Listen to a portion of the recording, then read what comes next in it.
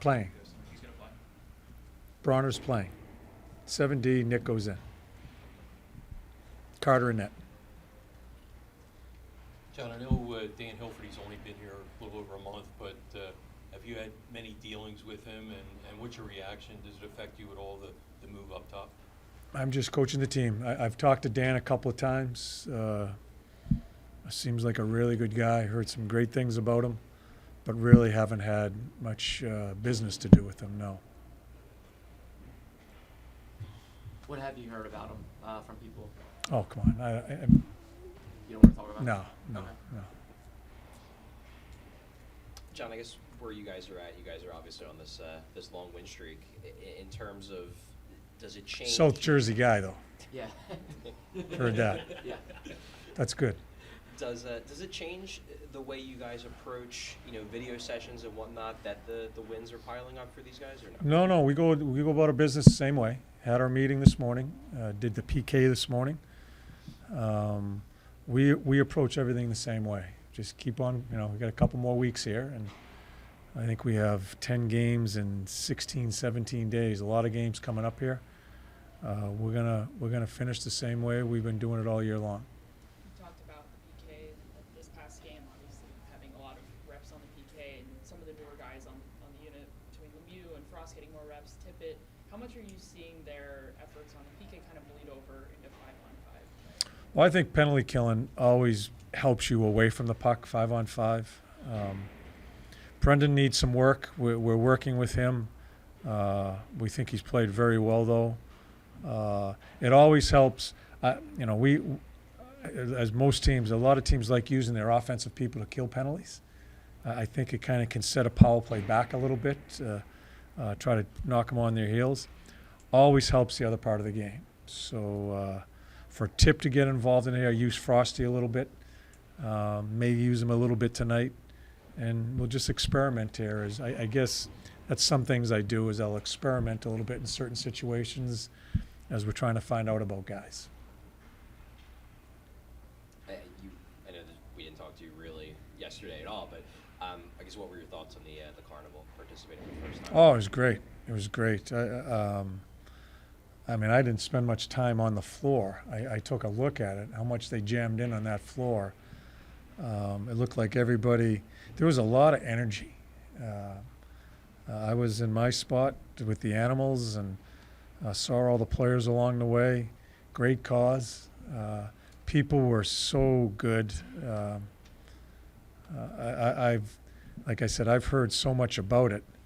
And it's been away for how many years now? It's been 2020 was the last time. Yeah, really good stuff. And players will complain. We'll complain. Oh, do we have to come in? Once you get out there, you have a blast. And judging from when I talked to the boys and my experience, it was a lot of fun and met a lot of great people. Is there an element for something like that? Obviously, you guys, aside from these last couple of weeks, you guys haven't had the year you wanted. You guys aren't in the spot you wanted. But when you do an event like that, is it kind of not a reminder, but it shows you like what this could be if we turn it around? Yeah, it's the same thing I've been talking about since day one. Just the passion that people have, and some of the feedback that I got throughout the day through all the people, they're just dying for it to go the right way and get it back to where we all want it to get to. But I did spend a lot of my day saying you're going to have to be patient. And a lot of people didn't like hearing that, but there has to be some patience and process to it. But I just love their enthusiasm, and I was surrounded by it all day long. These were fans that used to boo you and get on you during the playoffs. Is it kind of cool now to be on their side and see their passion and know that you're kind of with them this time? Yeah, and that's where we want to get it to. We want to get it to the other teams in this sports complex. We want to get that revved up that way, like those teams have done it, and get the building filled again, and get them thinking about the really good stuff that happens at the end of years, playoffs, and that's our goal. But there's more pain, and to me, it's good pain. I think it's going to be a different level of pain, hopefully next year, because I think there's levels, and then you start really getting to the really good part of the process is seeing what it's going to look like. You talk about dealing with pain and the long process. Does this process here with the Flyers remind you of any of your past experiences, maybe with a team that was similar? No, this one for me. A lot of losing. Went through it. I think my first year in Tampa. It's been so long ago. The thing that's different from this for me is there are a lot of other stuff, and not just the on ice product, but there's a lot of other stuff that needs to get straightened out. Just a little bit too gray for me. There's a lot of gray areas that I think needs to get ironed out within the whole organization. And I think that is a huge part of our process. The hallway down in our room, I think we've worked through a lot of stuff, and I think we're getting it on the right track. Still some gray. The grayness needs to leave. There needs to be, everybody needs to know what they need to do to make this team work and get it to be a viable, competitive playoff hockey team. You made the decision not to name an official captain this year, but besides Scott, were there 3 or 4 other guys that maybe you kind of looked to? No. You just went with? There won't be a captain next year. So you don't have to ask me next year. There will not be a captain next year. What I was getting at was there's probably 3 or 4 veterans that you have there. No. No, okay. Going back to what you're talking about, Jordan, obviously last year's record was not great. There were a lot of man games lost that you've been very clear about. I'm sure you asked questions in the interview process, but the other day you called it this godforsaken season. I'm curious, how has it compared to expectations? Because you knew what you were getting into at one hand, but obviously something caused you to call it that. Yeah, and I kind of knew the hockey part of it. I kind of knew we were going to have to go through that. I didn't realize, and I don't want to I can't get specific.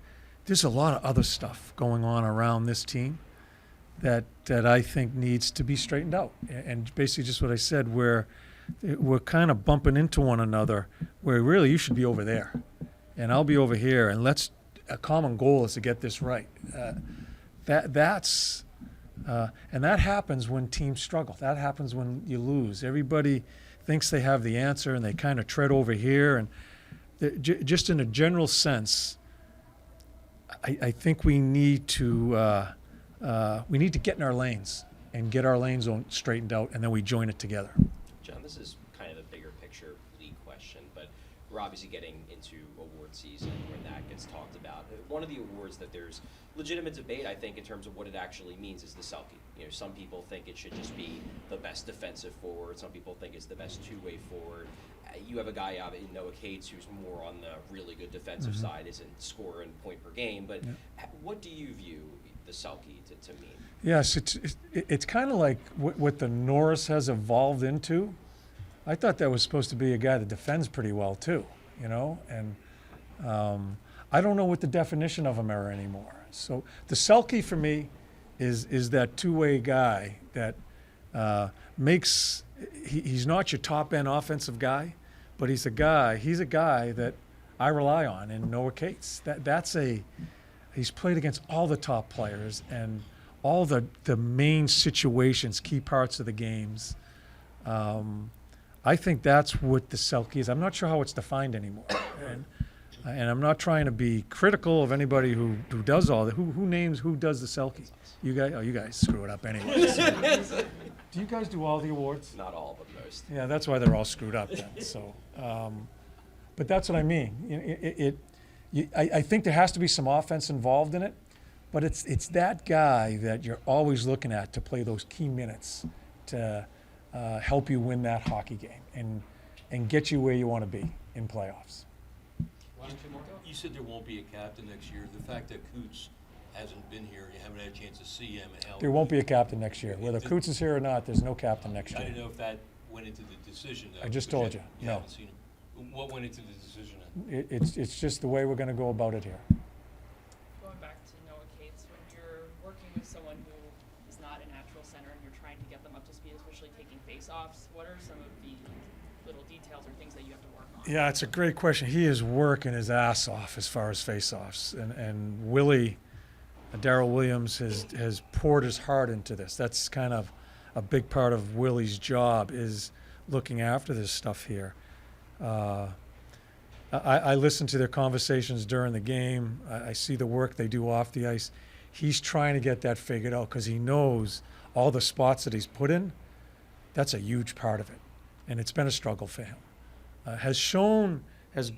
He's improved at times, but then really hasn't found himself. So the best way to answer your question is just that he is trying to be the best he can be at that. I remember a young man that came into this league, and Sidney Crosby was just awful at this. And now, everybody knows what he's going to do, and he still wins them. I think that's a process that Casey's going to have to go through to continue to work at it. And knowing him, he'll get it figured out. Are there guys that he can watch on video?